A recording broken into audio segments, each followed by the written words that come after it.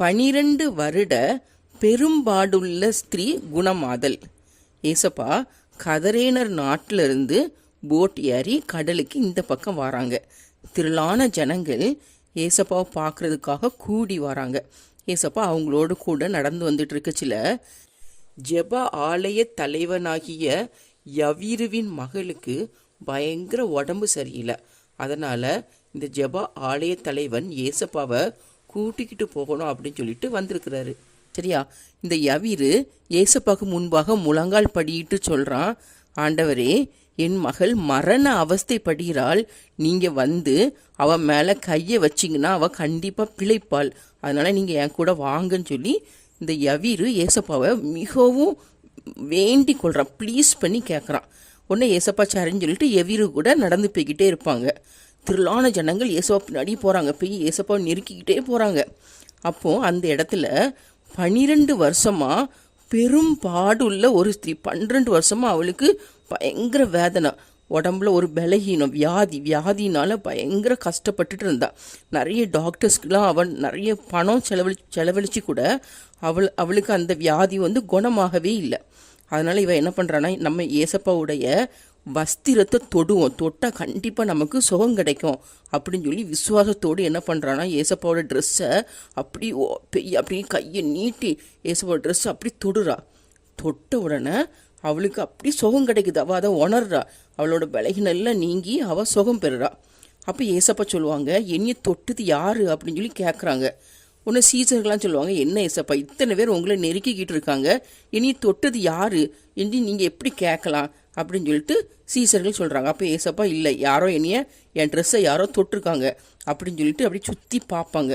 பார்த்த உடனே அந்த பெண் மிகவும் பயந்து ஏசப்பாவுக்கு முன்பாக விழுந்து உண்மையெல்லாம் சொல்கிறேன், நான் உங்கள் ட்ரெஸ்ஸை தொட்ட உடனே நான் சுகம் ஆயிட்டேன், 12 வருஷமாக பலகீனமாக இருந்தேன், நான் இப்போ சுகம் ஆயிட்டேன்னு சொல்லி சொல்கிறேன். உடனே ஏசப்பா அவளை பார்த்து சொல்கிறாங்க, மகளே, உன் விசுவாசம் உன்னை ரட்சித்தது, நீ சமாதானத்தோட போய் உன் வேதனை நீங்கி சுகமாயிரு அப்படின்னு சொல்லி சொல்கிறாங்க. சரியா?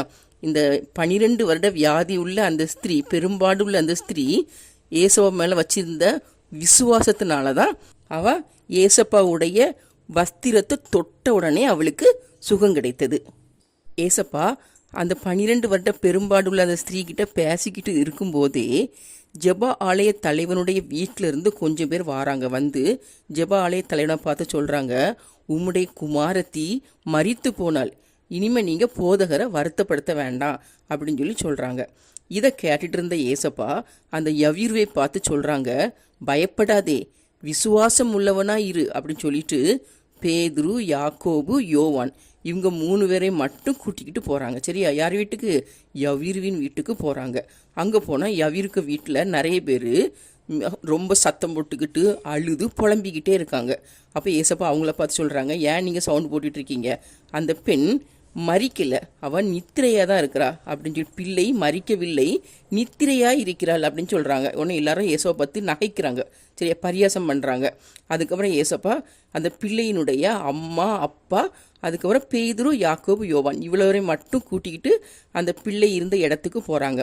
போனால் அந்த பெண் வந்து அந்த படுக்கையில் மரித்து கிடக்கா. ஏசப்பா என்ன பண்ணுறாங்கன்னா, அவளுக்கு கையை பிடிச்சி தலித்தா கூமி அப்படின்னு சொல்கிறாங்க. அப்படின்னா என்ன அர்த்தம்னா, சிறு பெண்ணே எழுந்திரு அப்படின்னு அர்த்தம். சரியா? தலித்தா கூமினா என்ன அர்த்தம்? சிறு பெண்ணே எழுந்திருன்னு சொல்லி அர்த்தம். அப்படி தூக்கி விட்ட உடனே அந்த பெண் உயிரோடு எழுந்து உட்கார்ந்துருக்கா. அந்த பெண்ணுக்கு எத்தனை வயது? 12 வயது. சரியா? யவீருனுடைய மகளுக்கு எத்தனை வயது? 12 வயது. எல்லாரும் ஆச்சரியப்படுறாங்க. அப்போ ஏசப்பா அவங்கள பார்த்து சொல்கிறாங்க, இதை யார்ட்டையும் நீங்கள் சொல்ல வேண்டாம் அப்படின்னு சொல்லிட்டு அந்த பிள்ளைக்கு ஆகாரம் கொடுங்கள்னு சொல்கிறாங்க. சரியா? அப்போ யவீருடைய மகள் எப்படி சுகாகிறா? ஏன் ஏசப்பா சுகப்படுத்தினாங்க? யவீரு ஏசப்பா மேலே விசுவாசம் வைத்தான். ஏசப்பா வந்து நம்முடைய பிள்ளையை தொட்டாலே அவள் சுகாவா அப்படின்னு சொல்லிட்டு விசுவாசம் வைத்ததுனால தான் ஏசப்பா வீட்டுக்கு வந்து அந்த பிள்ளையினுடைய கையை பிடிச்சி தலித்தா கூமி அப்படின்னு சொல்லி சுகம் கொடுக்குறாங்க.